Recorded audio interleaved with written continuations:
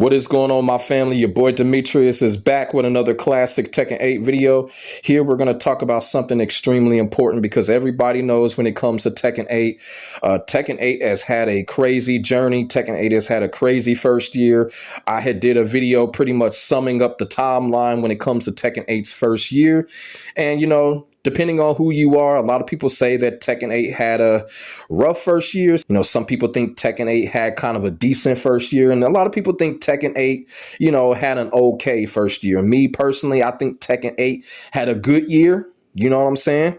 It did not have a great year. Tekken 8 had a lot of crazy shit going on. And, you know, I was one of those people that was, you know, consistently pointing out the issues that were going on when it comes to Tekken 8. But on the same side, too, I was also pointing out the great things that was going on in Tekken 8. So, you know, when it comes to Tekken 8 has been a mixed bag when it comes to its first year.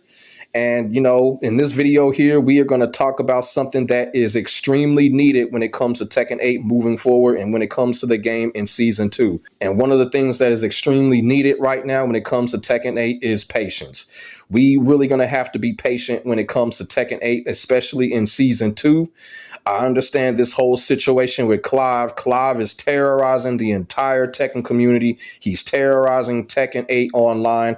And to be quite honest with you, you know what? Harada realizes that he made a mistake when it comes to that stupid ass character because Harada doesn't even talk about him.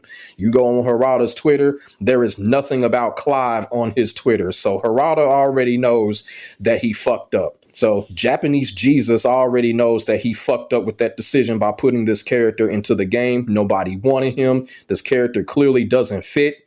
And this character is a total piece of shit. And I don't care what anybody says. But when it comes to Clive, us as a community, us as players, we're just going to have to find a way to screen that character out. And we got to look forward when it comes to Tekken 8 and when it comes to its next season. And like I said, we have to have the patience. We also need to keep the vigilance at a high when it comes to Tekken 8. And what I mean by keeping the vigilance at a high, we need to continue to start pointing out issues. We need to continue to post the report clips on Twitter like people have been doing. I'm seeing that consistently now. We need to continue to do that because that is the only way that Tekken 8 is going to get better at a gradual state. You feel what I'm saying? And another thing too, people really do need to start standing up to Harada's ass. It just gets on my nerves to see how the community is really literally scared of this man and just really gets on my nerves and seeing this. We need to start calling out bullshit on what he does, and we need to continue to call out bullshit when it comes to the game. I've said this time and time again. We get on Ed Boon like crazy. We need to start getting on Harada like that. Motherfuckers need to stop being scared of this man. This man did not transcend anything when it comes to fighting games or gaming. He ain't shit like that. We need to start standing up to him. And that's what I mean when I say we need to keep the vigilance at a high. We need to continue to point things out when it comes to Tekken 8, including the creator or the lead producer, because he's not the creator of Tekken. He's the lead producer. But still, another thing when it comes to Tekken 8 and having the patience for the game, we all know that Anna Williams is on her way. She's more than likely to be the first character to come out when it comes to Tekken 8 Season 2. Hopefully that is a good stepping stone when it comes to future character DLCs. Hopefully we get a consistent dosage of classic characters. Hopefully after that we'll get Lei. Hopefully after that we'll get Armor King or whatever. But when it comes to these guest characters, people, we need to stop begging for guest characters. I said this in a previous video. Fuck guest characters, okay? We just need to stop begging for them. Just stop. We're not going to get the guest characters that we want. The developers are doing that shit totally on their own, and I'm still seeing it on the internet. People are still demanding for all kind of stupid out of fighting game genre characters. We need to stop doing that, everybody. We need to stop doing that. It's obviously not working. These out of genre guest characters are killing fighting games right now.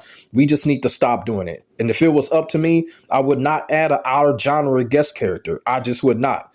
You know, this is what I say when I feel like Street Fighter 6 is pressing all the right buttons when they're adding characters from other 2D fighting games. You know, characters such as Terry Bogard into Street Fighter 6. That is the right move. Adding a dumbass character like Clive into Tekken 8 is not the right move. So when it comes to demanding these guest DLC characters from other genres, we just need to stop doing that, because all we're doing is killing the game. And that's facts, whether people like it or not. And as I said, Anna Williams is on her way. And whether you like her, whether you hate her or whatever, one of the things that we also need to be patient and gracious for is that she's a classic character. Now, I do want to add something when it comes to classic characters coming back, because, you know, when it comes to Tekken, there's a lot of characters that a lot of people like. There's a lot of characters that a lot of people hate. You know, I've gone on record by saying there's characters I like, there's characters I hate, and I'm not afraid to say which characters I hate or don't like. You know, a character like Marduk. I don't want Marduk to come back in Tekken 8. I do not want Marduk to come back in Tekken 8. But if it comes down to it, I would rather have Marduk in Tekken 8 than some outer genre Final Fantasy ass guest character to come in Tekken 8 right now. I'd rather have Marduk over that.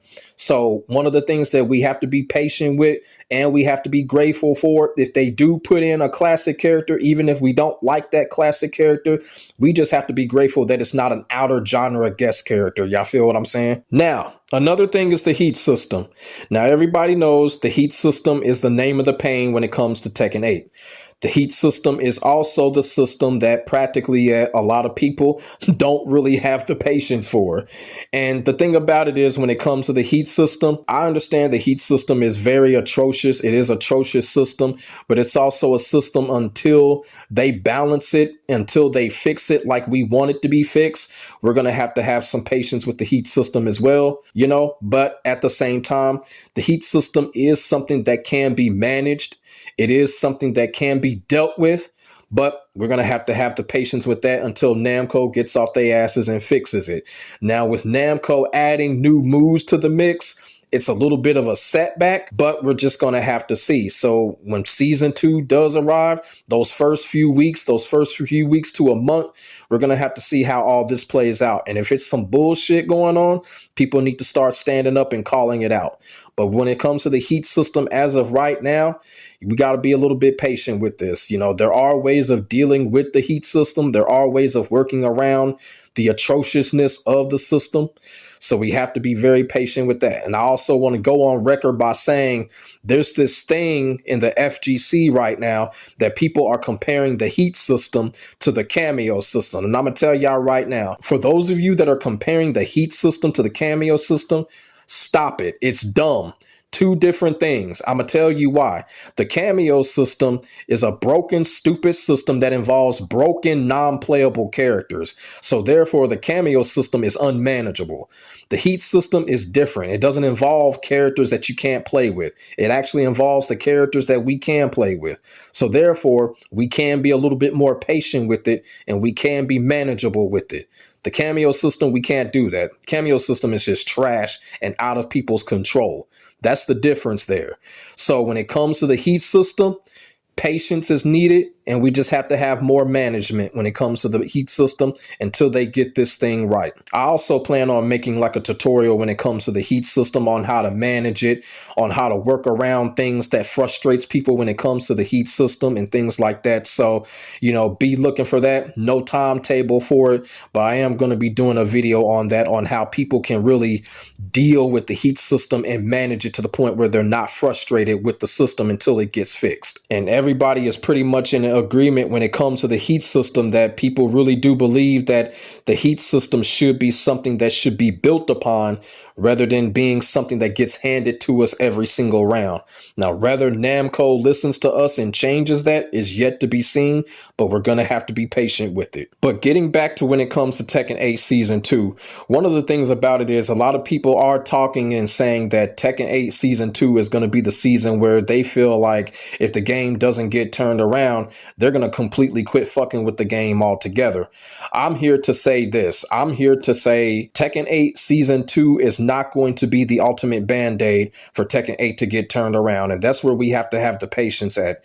Tekken 8 Season 2 is just going to have to be that stepping stone where we're just going to have to see consistent progress. If we can see consistent progress when it comes to Tekken 8 Season 2, we should be in good shape. I'm not going to sit here and be like, all right, you know what, 5 months into season 2 and nothing has happened the way that I want it to happen. It's time to jump ship. I'm not going to do that when it comes to Tekken 8 season 2.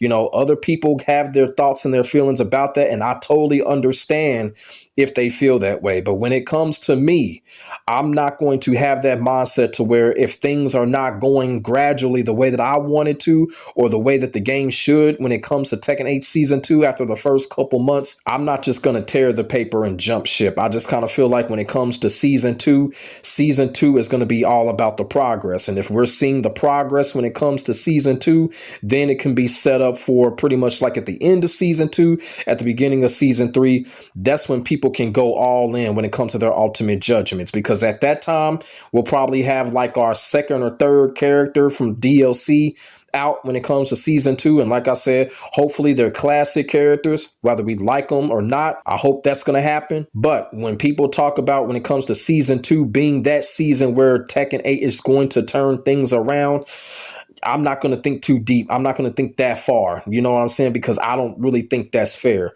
I'm just going to be looking at season 2 as the season that is going to be progressional. And if I see that, I'll hold my judgment into the future. And that's another thing that we have to be patient with. And as I said before, I understand people feeling like, okay, you know, things are not getting corrected as fast as they want them to. So, you know, they're leaving. I know a lot of people saying that they've uninstalled the game, and I totally understand. Tekken 8 does have a lot of frustrating things going on, but I kind of feel like, you know, we see the progress. We see the promise, and, you know, promises can be broken, but when those promises get broken, by the time season 3 begins, that's when we can make our ultimate judgment. So that is what I wanted to come on here and talk about before the year is out when it comes to Tekken 8. It's just when season 2 does arrive, we're just going to have more patience for it.